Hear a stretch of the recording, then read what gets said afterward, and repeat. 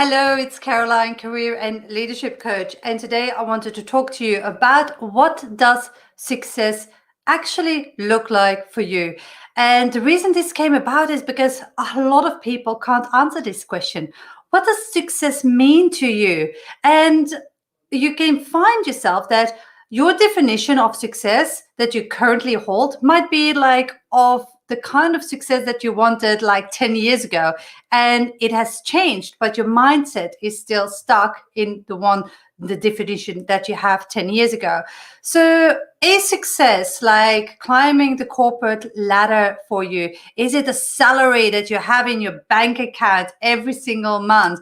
Is it like the impact that you're making? And all these things are externally. And to be honest, here is a secret, guys. Your success is defined internally. It's an internal job. And a lot of people don't know where to start and what to do. And they're chasing after stuff that they have been programmed to pursue. Like they have been programmed to pursue the job title. They have been programmed or they're expected to pursue a certain salary, or it's the pressure of society or the pressure of their bills and everything else, layers and layers of filters that basically determines like how you think success should look like from the outside. But the outside is a reflection of you inside. And if you are not feeling happy, and if you are just like secretly like wasting away, thinking like I'm never going to reach my full potential, that is because your outside world and your inside world, there is like a gap, a misalignment, and we need to fix that. So the best way to fix this is something very simple, guys. And that is stop and reflect back and answer the question. So when in your career have you felt successful? And think about this question. So when in your career have you felt successful? What characteristics were there in the environment? What type of people was I working with? And you don't need to only look at external things, but also the internal things, like how aligned was I with what I was doing? How on purpose did I feel about what I was doing? And the reason why this is so important is because you don't want to look at external things, because those things might not be relevant to you anymore at the moment. So for example, if you say, oh my God, I felt so successful when I was like going with my little luggage through the airport, traveling left, right, and center, like, but you can't replicate this now because you have a family and kids and you want to be with your family. So your priorities have changed. But you have to really peel back those layers and say like, okay, what was it that made me feel successful? It wasn't the traveling. It wasn't really like, it was more maybe exploring, really like getting in touch with people, building those relationships. It was the thrill and the excitement of winning new business. Or what was it that really just got really you feeling fulfilled? Really feeling successful? Could you be authentic? Because a lot of people, the more they climb the corporate ladder, the less personality they start having. And this is true, guys. So if you are one of them, like it's time to really mix things up and change it, because it's not because you climb the corporate ladder that you have to lose your personality or that you have to become a bitch or an asshole. It's like you can be different, you know that. And so if you are in a situation that you think like, man, I have to do some work on myself, then it's time to actually revert to these next two steps. So step number one is that I want you to really define your values, and not like, oh, these are my values, like the fluffy values. No. Hardcore values. Peel back the onion, not what society has told you that you have to value, like what you really value, and see if that is aligned with the organization or the career that you have. If family is of value, but you're working crazy 12-hour days, then family is not really your top value, is it? Or you actually don't have self-integrity, which is also a possibility. So what I want you to do is question yourself and ask the hard question. Is family of my highest priority, but I'm working 12 hours a day and missing birthday parties and not being there? Okay, I don't have self-integrity. Oh, yes, but integrity is also one of my biggest values. No, obviously it's not. So really think about, okay, what are my core values and how are they represented in my life? How am I aligning to them? Am I just like playing lip service? Because we all know what that is. We all see the beautiful values of a company on the piece of wall when you walk to any company or office. And it's like, phew, they say this and this and this, and you know different. But are you the same? Are your values really aligned with the environment you have created or that you're in? And it's a tough question to actually open up to. And most people just want to wipe it underneath the carpet. Yeah, I'm not going to think about that. It's safer not to think about that. Because basically that is really putting the shit in your face. Because if there is a disalignment, fixing that, that's the step to really getting success in your career, feeling fulfilled in what you do, being on purpose. So if those are the things that you really want, then it's a time to really start looking at yourself. So first of all, I want you to really answer the question, when in my career have I felt successful? And really bring that back on what happened to me inside. Why was I feeling on purpose? Secondly, I want you to think about your values and really think about, okay, how am I really representing them? Am I really true and aligned to my values, or is it just bullshit and lip service? And thirdly, what I want you to do is get familiar with your strengths. Now, I love a tool that I use with my clients. That's the Clifton Strengths Assessment. We only need the top 5 key strengths that you have, and it gives you an overview of where you fit in, what you're really naturally talented and experienced in.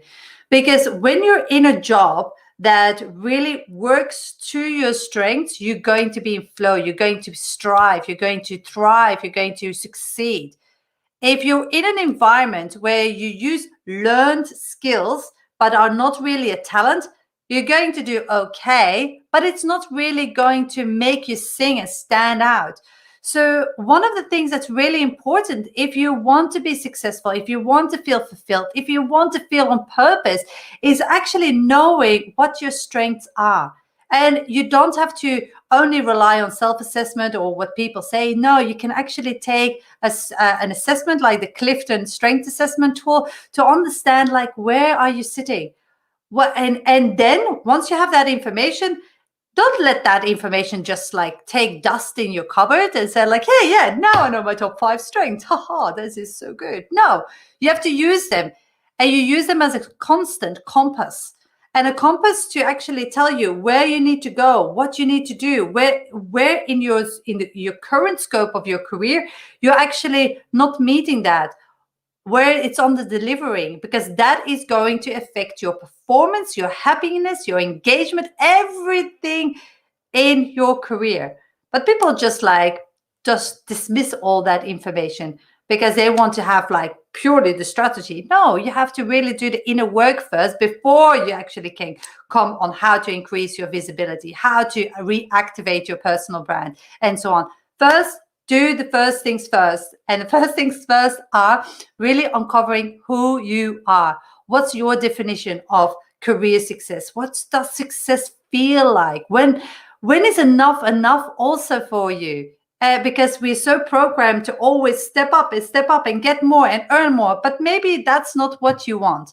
And it's not because you can do it or have something that you want to have something. Think about it.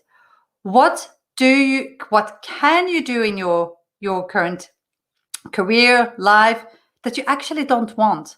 So think about it, because we are in this circle or cycle of like, just like, oh yeah, this is what expected of me, but maybe it's not expected. Maybe it's a self-imposed expectation that you put on yourself. And we often see that self-imposed expectations. Nobody else wants you to work 12 hours a day, but you just want to deliver like amazing work, and which is fine, but you have to think about all the rest. What are your values? What is your definition of success? Do you feel successful in your work? If not, so you might need to assess something or reevaluate certain things. You might need to discover your strengths, really understand where they fit into the scope of your current job and where you need to make adjustments, because that is how you're going to really enhance your performance not only individually, like on the job, but also your bigger career performance. And you constantly will be able to use that as a guide. So once you know your definition of success, and that might change over time, like that's okay. You don't have to have like a grand vision for 10 years, like, oh. So once you know that, and you know your values, and you know your strengths, that is your compass. That is your direction. And when an opportunity comes, whether it's an internal promotion or an external or a job offer, you can compare it to those values and those strengths and whatever your definition of success is. And you could have a springboard or a stopgap role that you say like, hey, that might give me this and this and this, but I will just use that to move on. Most people get stuck in that stopgap situation. They just think like, oh my God, I'm just going to work hard and just like blinkers on and just forget all the rest. And then they're unhappy and it's not working and they just stay stuck there, or they don't want to have the confrontation or the difficult conversations, and they just like their career goes blah, blah, blah. Anyway, not you, because now you know this. Now you know that, okay, if I find out those 3 things, I can use them to help me guide in my career. What opportunity comes to me, serves me to get to the next point. If it serves me, yep, all right, we're all good to go. If it doesn't, sorry, it might be still a really good opportunity, and people might call you crazy not to take that opportunity. But if it doesn't fit in your bigger picture, it's better to actually step away from it. However, there is a little bit of a trap here, because a lot of people, they don't do the work in depth, and the work is in defining your strengths, defining your values, and defining what your definition is of success. And then they actually see something, and it's actually fear that holds them back. And fear is often a contributor why people don't take a certain position or don't pursue something. And so don't let fear drive. If anybody knows Elizabeth Gilbert is of wrote the book Eat, Pray, Love. And she also wrote a book called Big Magic, Love, Big Magic. And she, in her book, she says like, I hate people who say they are fearless or strive to be fearless. She says, fear has a place and we need to respect that. So for example, you're in a car driving. Fear needs to be a passenger or in the back seat, maybe in the back seat. And fear, whenever fear pops up, you can say like, hey, thanks fear for having my back. I know you want to keep me safe. But never, never let fear drive the car. Never let fear even choose the music station. Always stay in control. Respect fear. There is fear trying to keep you safe, but never let fear have control or drive the car. So anyway, having those elements, knowing who you are, reflecting back on your past and really breaking open your career DNA, your life DNA, understanding and being very intentionally about creating your future, it's going to actually like help you to reach the next stage. It's about deliberately creating rather than just going through the motion, drifting from job to job, drifting through your life without actually having a clear pathway or clear strategy on what to do. And yes, shit will happen. There will be roadblocks in between. So don't worry. There will be plenty of that. But at least you know how to overcome them. You have tools to manage them and you keep on stepping forward. Anyway, these were my 5 minutes, or actually 50 minutes of thoughts for today that I wanted to share with you guys and give you some food for thought to today. If we aren't connected, we should, and reach out to me on LinkedIn. Maybe you want to connect with me, and the more connections I have, the more people I can reach with my message. I love to connect with people and reach more people. So definitely do that. If you want to work with me, if you're ready for the next step, what I do is help people own their greatness. So even if that is in your current job where you need to step up and actually increase your personal brand, or if you're actually looking outside and you need to position yourself, your resume, you want your unique value proposition ready, you want to really master key interview techniques. And the key here is where you want to feel authentic. Because if you're just looking for a job, I'm not your girl. But if you're looking to actually make a difference, feel fulfilled, feel challenged, get paid what you're worth, this is me. Get in touch with me. We schedule a call. You will talk to me where we just like go over your plan, what working together would look like. And if it's something for you, then we actually can come up with a date to start working together. All right, guys, thank you so much. Have a lovely rest of the day, and I will see you soon. Bye.